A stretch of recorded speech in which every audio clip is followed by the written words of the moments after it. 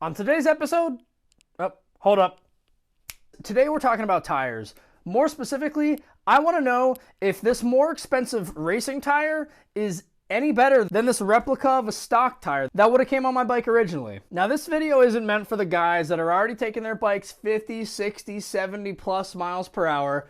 This video is for the guys that are just trying to look and see what tires they should put on their bike. So let's answer the question if a stock tire is just as good as a racing tire. And as you guys already know, because you definitely are following me on Instagram, the Scrap Maxi has a flat tire, so that's why we're doing this. Look at how mangled this tire is. So yeah, as you can see, that tube is completely blown out. It looks terrible. I had to ride this like 2 miles. That's why we're replacing this today. Let's see what kind of tires we got. All right, so first off, for our budget tire, coming in at $25, I'm rounding up, it was about 24 something. This is a 17-inch Kenda tire. It's a K77. This is better for handling your day-to-day commute. It can really tackle light gravel, I would say. Definitely don't want this to be in dirt. It would definitely do better than our sports tire. But these tires are more designed for your everyday commute. I've seen a whole lot of these on a lot of the Pukas that I get. They have 2 different sized rims, and a decent amount came with this. And here's the competition. This is the racing tire, cost me a little bit more. It was about $35, so not too crazy. You can definitely spend a lot more money on tires.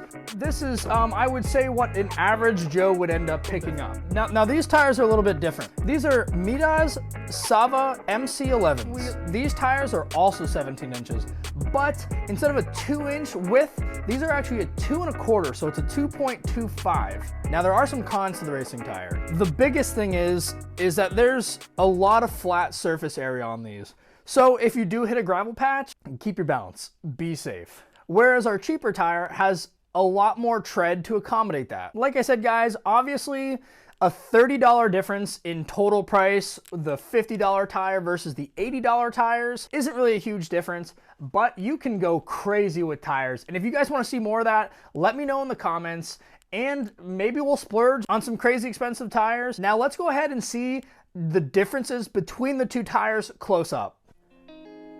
So as you guys can see, there's quite a bit difference in width on these tires. I mean, yeah, these could have been flattened a little bit more than these in its storage. I mean, that's a significant difference just right out of the package. And just looking at height, looks like the racing tires are a little bit taller than our stock tires. All right, so let's go ahead and grab those wheels off the Scrap Maxi, and we're gonna start with our stock tires.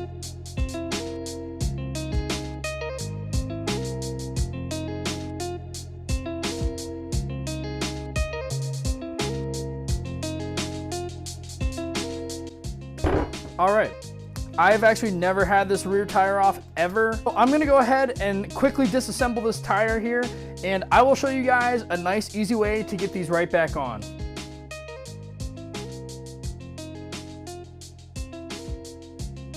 If you do take your tires off, just be careful around this edge.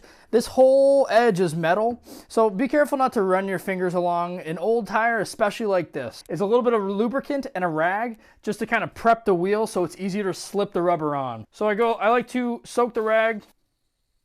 Then from there, I'm gonna go ahead and wipe the surface that the tire is gonna touch. And in Scrap Maxi fashion, we are not gonna clean this wheel at all. We're gonna leave it as dirty as possible. All right, if you wanna lube up the tire a little bit, you can. I'm not going to. And push the outer side in to start. And then obviously you just kind of have to get that back side on there first. Or you can use your tire irons, and those will help you get the rest of the tire on. You'll wanna push down on the back side with your middle fingers, and then your pointers, you'll grab the top of the stem and push it through. And you wanna make sure that this doesn't get twisted like this. One of the nuts, go ahead and put that on the stem. You don't need to bring it in a ton. Make sure that you're just not gonna lose the stem. You need to have enough room so you can go ahead and put a tire pump on it. So pump it up a few times, just to the point where everything seems to be nice and bubbled. As you guys can, I don't know if you guys saw that, but it pushed up a little bit, so that's perfect. We don't need a ton of PSI in there. The reason we put air in there is so you don't have a flimsy tube in there.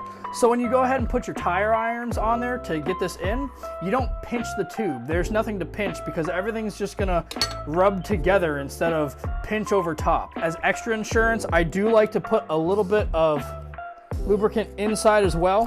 Go ahead and take that nut and you're gonna bring it all the way, because what you're gonna wanna do is to be able to properly seat it, as we go around it, it's gonna pinch this area. So we'll push this in and get the tire iron right around it so nothing is preventing it from setting really nice and tight. I do like to get the stem in here first, just so I know it's in there and I don't have to fight it. And to make sure that your bead is set, what I like to do is I like to hit the tire with the same amount of air. You don't need it fully maxed out. And you'll just do this probably 2-3 rotations just to make sure that everything's nice and set in there.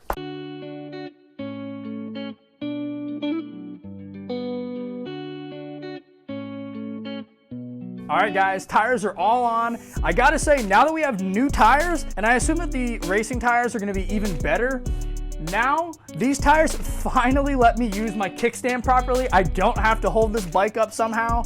So yeah, that's super nice. Let's go ahead, take this thing out for a ride, see what it does. We're gonna strap our action camera and see if we got any more top speed. We'll see how fast these tires go. Today, we're just comparing what these tires do versus the racing tires. All right, let's get it.